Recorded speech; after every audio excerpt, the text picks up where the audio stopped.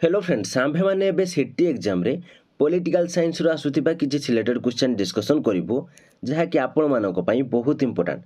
आपण जदि city exam पई सीरियसली प्रिपेयर होचंती ताले वीडियो को प्रथम रु शेष पर्यंत देखंतु काहे कि ना एई टाइप रो क्वेश्चन नि आपणकर एग्जाम रे आसीबो।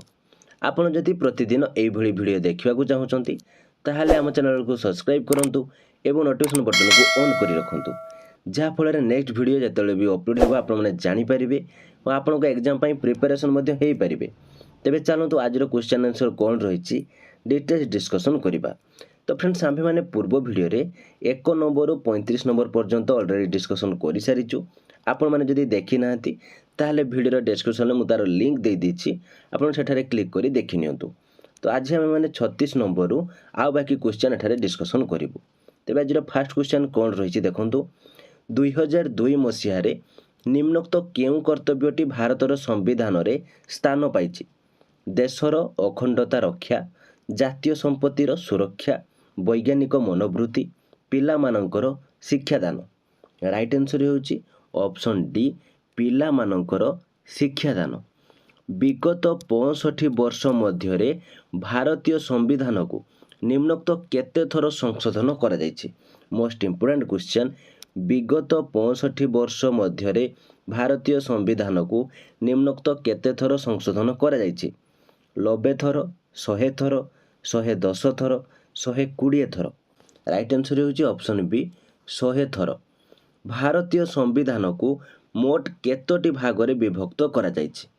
22 भागरे, 23 भागरे, 24 भागरे, 25 भागरे। राइट आंसर होछि ऑप्शन ए 22 भागरे। भारतीय संविधान को निम्नोक्त केते पृष्ठारु अधिक पृष्ठा संबलित एक पुस्तक रे लिपिबद्ध करा जाइछि?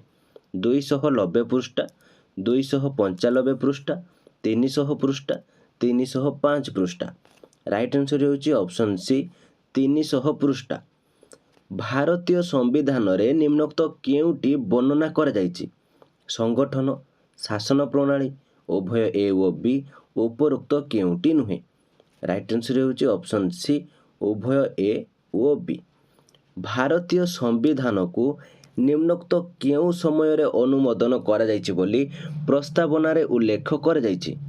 1949 मसीहा नवेम्बर 26, 1949 मसीहा नवेम्बर 20, 1949 मसीहा नवेम्बर 16, 1948 मसीहा नवेम्बर 26।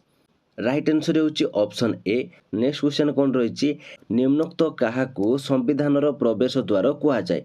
संविधान विभिन्न धारा, संविधान विभिन्न अनुच्छेद, प्रस्तावना, उपरोक्त केउटी नुहे? राइट आंसर होछि ऑप्शन सी प्रस्तावना। केंद्र और राज्य सरकार क्षमता को सुरक्षित रखिबा पई निम्नोक्त केउटी अछि? लोकसभा, राज्यसभा, संघीय न्यायालय, उपरोक्त केउटी नुहे? राइट आंसर होछि ऑप्शन सी संघीय न्यायालय। नेक्स्ट क्वेश्चन निम्नोक्त मध्यरु काहाकू संविधान रक्षक भावे विवेचना करा जाए? लोकसभा, राज्यसभा, संघीय न्यायालय, उपरोक्त केउटी नुहे? राइट आंसर होछि ऑप्शन सी संघीय न्यायालय। भारत रे निम्नोक्त केउ शासन व्यवस्था प्रचलित अछि? राष्ट्रपति, राजतांत्रिक, ऐकिक, संसदीय? राइट आंसर ऑप्शन डी संसदीय। भारतर काहाकू नाम को मात्र शासनकर्ता बोली विवेचना करा जाए?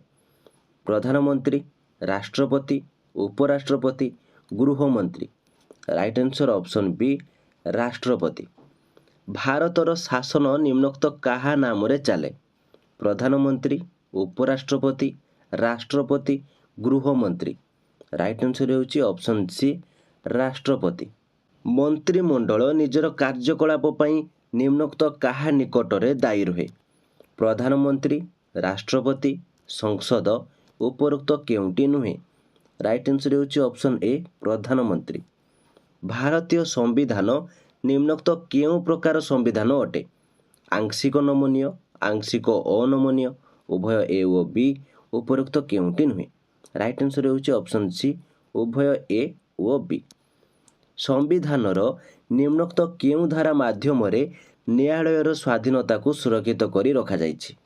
12 और 211, 361 धारा, 221 धारा, उपरोक्त समस्त ए बी ओ C? Right answer option D ଉପରୋକ୍ତ ସମସ୍ତ ଏ ବି ଓ ସି। ବ୍ୟବସ୍ଥାପିକାର ଏକଛତ୍ରବାଦ ମନୋବୃତ୍ତିକୁ ନିମ୍ନୋକ୍ତ କିଏ ବିରୋଧ? ଲୋକସଭା, ରାଜ୍ୟସଭା, ନ୍ୟାୟାଳୟ, ଉପରୋକ୍ତ କେଉଁଟି ନୁହେଁ? ରାଇଟ୍ ଆନ୍ସର୍ ହେଉଛି ଅପସନ୍ ସି ନ୍ୟାୟାଳୟ। ଭାରତୀୟ ସମ୍ବିଧାନର ତୃତୀୟ ଭାଗରେ 24ଟି ଧାରାରେ ବ୍ୟକ୍ତିଙ୍କୁ ନିମ୍ନୋକ୍ତ କେତୋଟି ମୌଳିକ ଅଧିକାର ପ୍ରଦାନ କରାଯାଇଛି?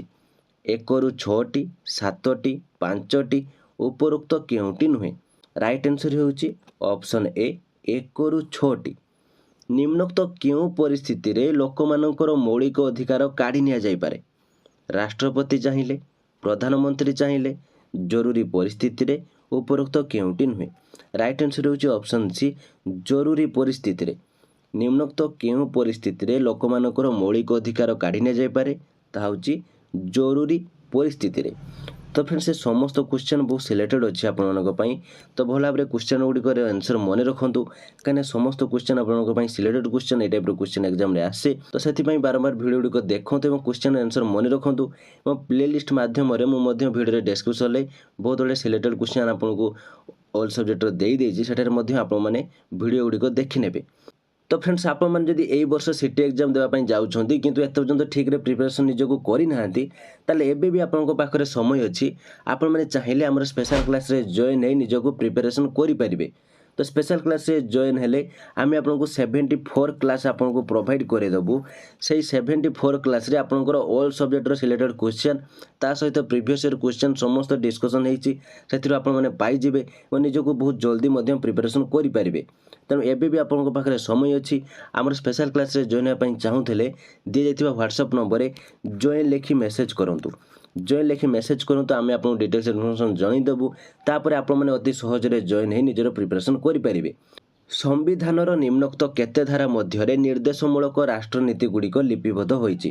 35ରୁ 50, 36ରୁ 51, 37ରୁ 62, 38ରୁ 65। ରାଇଟ୍ ଆନ୍ସର୍ ହେଉଛି ଅପସନ୍ ବି 36ରୁ 51। ନିମ୍ନୋକ୍ତ କେଉଁ ଉଦ୍ଦେଶ୍ୟ ପାଇଁ ନିର୍ଦ୍ଦେଶମୂଳକ ରାଷ୍ଟ୍ରନୀତି ଉଦ୍ଦିଷ୍ଟ? ଗଣତନ୍ତ୍ର ରାଷ୍ଟ୍ର ପାଇଁ, ସାଧାରଣତନ୍ତ୍ର ରାଷ୍ଟ୍ର ପାଇଁ, ସମାଜବାଦୀ ରାଷ୍ଟ୍ର ପାଇଁ, ଜନମଙ୍ଗଳ ରାଷ୍ଟ୍ର ପାଇଁ? ରାଇଟ୍ ଆନ୍ସର୍ ହେଉଛି ଅପସନ୍ ଡି ଜନମଙ୍ଗଳ ରାଷ୍ଟ୍ର ପାଇଁ। ସମ୍ବିଧାନର ନିମ୍ନୋକ୍ତ କେତେ ଧାରାରେ ଭାରତକୁ ଏକ ଜନମଙ୍ଗଳ ରାଷ୍ଟ୍ର ଭାବେ ବର୍ଣ୍ଣନା କରାଯାଇଛି? ଧାରା 37, ଧାରା 38, ଧାରା 39, ଧାରା 40। ରାଇଟ୍ ଆନ୍ସର୍ ହେଉଛି ଅପସନ୍ ବି ଧାରା 38। ଭାରତକୁ ଏକ ଧର୍ମନିରପେକ୍ଷ ରାଷ୍ଟ୍ର ରୂପେ କେତେବେଳେ ଘୋଷଣା କରାଗଲା? ଭାରତକୁ ଏକ ଧର୍ମନିରପେକ୍ଷ ରାଷ୍ଟ୍ର ରୂପେ କେତେବେଳେ ଘୋଷଣା କରାଗଲା? Most important question. 40ତମ ସମ୍ବିଧାନ ସଂଶୋଧନ ପରେ, 41ତମ ସମ୍ବିଧାନ ସଂଶୋଧନ ପରେ, 42ତମ ସମ୍ବିଧାନ ସଂଶୋଧନ ପରେ, ଉପରୋକ୍ତ କେଉଁଟି ନୁହେଁ? ରାଇଟ୍ ଆନ୍ସର୍ ହେଉଛି ଅପସନ୍ ଏ 40ତମ ସମ୍ବିଧାନ ସଂଶୋଧନ ପରେ।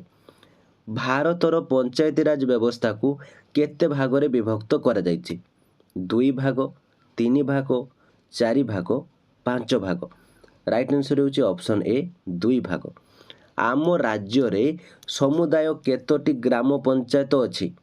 5263, 5264, 5265, 5266।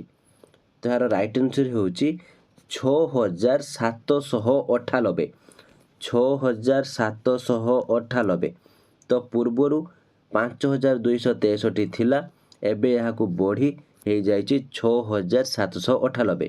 ଏହାକୁ ଭଲ ଭାବରେ ମନେ ରଖିଥିବେ। ନେକ୍ସଟ କ୍ୱେଶ୍ଚନ୍ ଦେଖନ୍ତୁ କ'ଣ ରହିଛି।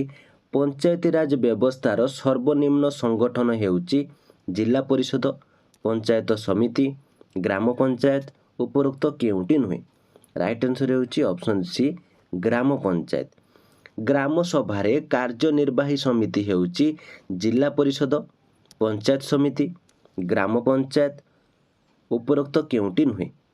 ରାଇଟ୍ ଆନ୍ସର୍ ହେଉଛି ଅପସନ୍ ସି ଗ୍ରାମ ପଞ୍ଚାୟତ। ଗ୍ରାମ ପଞ୍ଚାୟତ ଗଠନ ପାଇଁ ଲୋକ ସଂଖ୍ୟା ଆବଶ୍ୟକ ହୁଏ? 2000ରୁ 4000, 2000ରୁ 5000, 2000ରୁ 7000, 2000ରୁ 6000। ରାଇଟ୍ ଆନ୍ସର୍ ହେଉଛି ଅପସନ୍ ଡି 2000ରୁ 6000। ଗ୍ରାମ ପଞ୍ଚାୟତକୁ ଲୋକ ସଂଖ୍ୟା ଭିତ୍ତିରେ ନିମ୍ନୋକ୍ତ କେତୋଟି ୱାର୍ଡ଼ରେ ଭାଗ କରାଯାଏ? 11ରୁ 20, 11ରୁ 22, 11ରୁ 25, 11ରୁ 23। राइट आंसर होउची ऑप्शन सी 11 रु 25।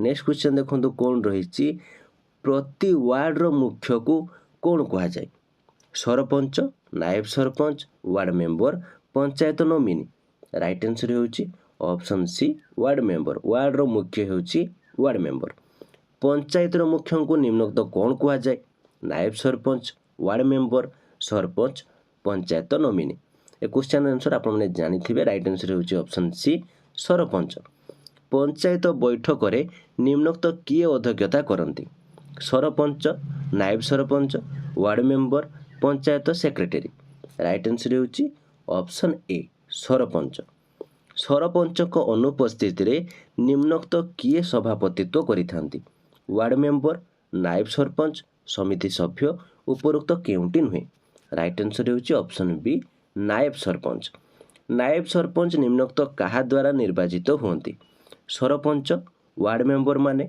उभय ए ओ बी उपरोक्त केउंटी नुहे राइट आंसर होउची ऑप्शन सी उभय ए ओ बी निम्नोक्त केते सभ्यों द्वारा गृहीत अनास्था प्रस्ताव क्रमे सरपंच को क्षमतारू बरखास्त करा जाई पारे 2/3 1/3 1/4 उपरोक्त केउंटी नुहे राइट आंसर होउची ऑप्शन बी 1/3 तुमे ग्राम पंचायतर सरपंच हेले निम्नोक्त केउ कार्य को प्राथमिकता देबो पाठागार प्रतिष्ठा खेल पड़िया प्रतिष्ठा ग्राम्य रास्ता निर्माण विश्रामागार प्रतिष्ठा तो ये क्वेश्चन रे आंसर आपण माने मते कमेंट बॉक्स रे जणातु तो आपण माने जदि ग्राम पंचायत रो सरपंच हेउचंती ताहले काहा को प्राथमिकता प्रथमे देबे ठीक अछि यार राइट आंसर मते कमेंट बॉक्स रे जणातु नेक्स्ट क्वेश्चन देखंतु कोन रहिछि ग्राम पंचायत निम्नोक्त केउ उत्सरु आय करिथाय पानीय जल जोगाण जानवाहन कर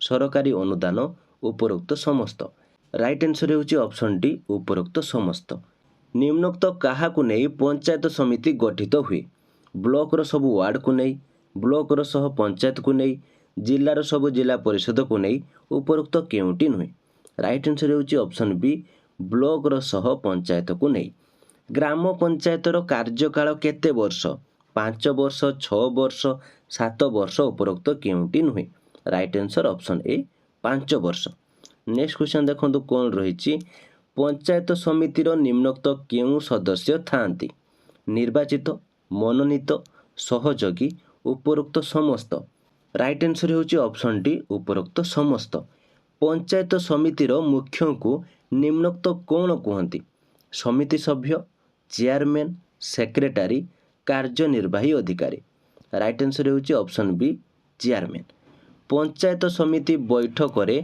निम्नोक्त किए अध्यक्षता करिथांती सरपंच चेयरमैन बीडीओ जिलापाल तो यार राइट आंसर होउछि ऑप्शन बी चेयरमैन निम्नोक्त किए पंचायत समितिर संपादक अटंती चेयरमैन बीडीओ समिति सभ्य जिलापाल right answer option B BDO आम राज्य रे समुदाय केतोटी पंचायत समिति अछि 312 313 314 315 राइट आंसर होउछि ऑप्शन सी 314 पंचायत समितिर कार्यकाल हेउछि 5 वर्ष 6 वर्ष 7 वर्ष उपरोक्त केउंटी नुहे राइट आंसर ऑप्शन ए 5 वर्ष पंचायत समितिर विभिन्न कार्य पाई परामर्श दियंती बीडीओ ब्लॉक संप्रसारण अधिकारी चेयरमैन सरपंच राइट आंसर होउछि ऑप्शन बी ब्लॉक संप्रसारण अधिकारी पंचायत समितिर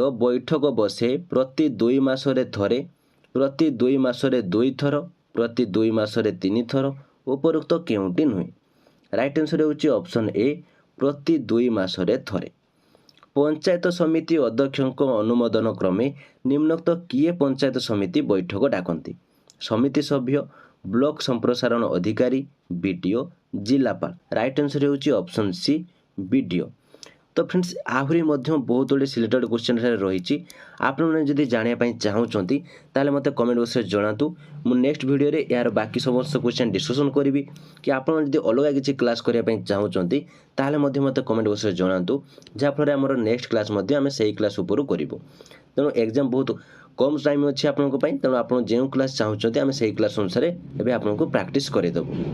तो फ्रेंड्स ये थी आज क्लासटी केमिति लागला एवं जदि किसी डाउट थाए कमेंट बॉक्स रे निश्चित भाव जणातु भिडियोटी भल लगी लाइक करूँ एवं आपंकर सांगसाथी जदि सिटी प्रिपेयर होती ताहले सेमानकु मध्य शेयर करूँ जहाँफल से निजक एग्जाम प्रिपेरेसन करेंगे। आपण मैंने जदि आम चैनल नुआ अच्छा ताहले आम चैनल को सब्सक्राइब करी नोटिफिकेशन बटन को ऑन कर रखु कहीं प्रतिदिन आम मैंने सिटी रिलेटेड बहुत गुड़े सिलेक्टेड क्वेश्चन एठारे डिस्कसन करुचे जहाँकि आपने जानीपारे और एग्जाम प्रिपेरेसन हो पारे और आपण मैंने जब आम स्पेशल क्लास जॉइन हो एग्जाम प्रिपेरेसन होगापी चाहूँगी एग्जाम सक्सेस पाइबा चाहूँगी ताहले देथिबा व्हाट्सएप नंबर जॉइन लिखि मेसेज करूँ आम आपको डिटेल्स इनफॉरमेशन जनईदेबू और आप अति सहजरे जॉइन हो निजर प्रिपेरेसन स्टार्ट करेंगे। तो आज ये थैंक यू।